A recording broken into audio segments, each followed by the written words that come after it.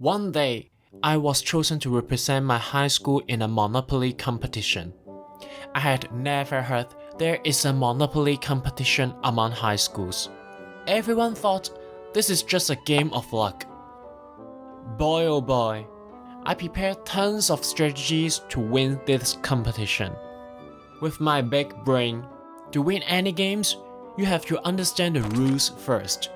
In this game, you can buy and exchange properties, and you have to make everyone bankrupt to win the game.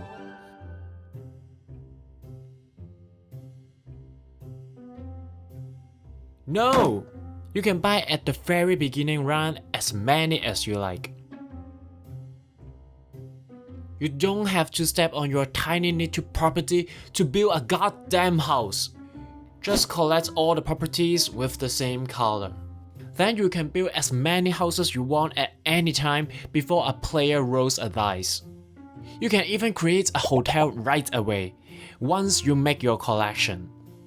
Please, don't try to build all your houses on just one property. You have to make your houses evenly on every property with the same color. When every property with the same color gets 4 houses, you can upgrade it to a hotel. And that is the limit. If you try to build 5 hotels, I will punch you in the face. Yes, you can even make any deals with other players. Meh, nothing happens. You can pay the bank to unmortgage the property with 10% interest immediately. Or you pay the 10% handling fee of the mortgage to hold the property. When you want to lift the mortgage later, you pay the bank to unmortgage the property with 10% interest. There is something you have to know. If a player gives up to buy a property, a bid without the lowest offer will be opened. Everyone can join the bidding. So you can even buy a property at a much lower price from the bidding. When you notice your competitors are poor, and there are some excellent properties to invest in, and some bad. Rare and orange properties are worth of investing. When people get out of jail, they may easily step on your orange empire. And there are 4 rare properties for others to step on it. Unless you're a millionaire already, don't ever invest in green properties. Buying the most expensive deep blue property is your chance to headshot any player in the late game. Something you may not notice. Building 3 houses has a much better return than 2 houses or 4 houses. You might think getting in the jail is sad. Well, of course, in the beginning when you get into jail, you pay the fine and go out to buy properties as soon as possible. But in the late game, you better stay in the jail to avoid paying rent to others. If you want to get into business, you have to start a business. Making a deal with other players is important.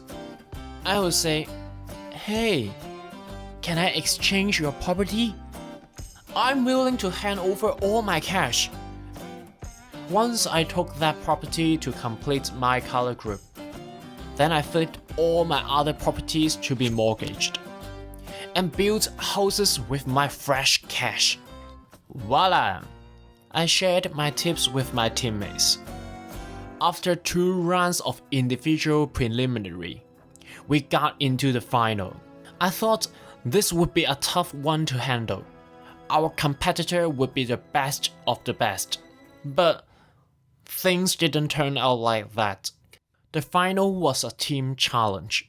2 schools would split into 2 teams each. The last team to survive will be the winner. I asked, can we exchange property with our school team? The answer is yes. Although this rule is ridiculous, we use our team spirit to win, helping each other to complete their color group properties with the lowest price. Well, It is supposed to be a fair game. But maybe out of pride, the other competitors' team didn't want to sell a property at an unreasonable price to their own school team. Well, whatever.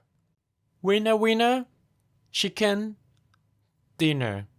Now, whenever people ask me about any achievements in high school, I would say, I won a Monopoly school competition. Hey guys, thanks for watching. Did you win any crazy competition before?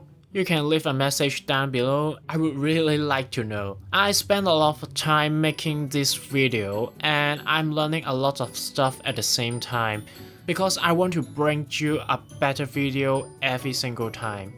I plan to make some shorts in the future so I can post more often and you don't have to wait so long. Anyways, see you next time. Bye.